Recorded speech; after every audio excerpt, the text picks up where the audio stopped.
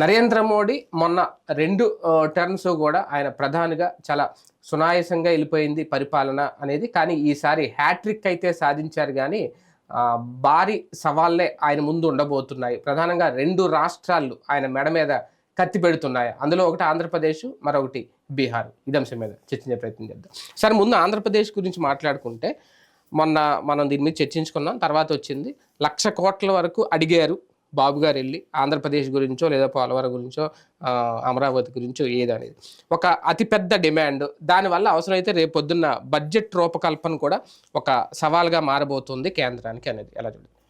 బాబు గారికి చాలా నాలెడ్జ్ ఉంది, పొలిటికల్ నాలెడ్జ్ ఉంది, పరిస్థితులు తెలుసు.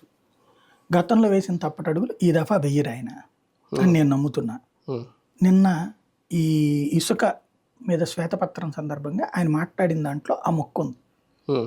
కేంద్రంలో అధికారంలో ఉన్నారు, వాళ్ళ దగ్గరికి వెళ్ళి అన్ని ఇచ్చేసేయండి, ఇక్కడ నాశనం చేసేసారు కాబట్టి అంటే ఇవ్వలేరు. ఎవరైనా వాళ్ళకి దేశం అంతా బోల్డ్ సమస్యలు ఉంటాయి, ఇవన్నీ చూసుకోవాలి కదా.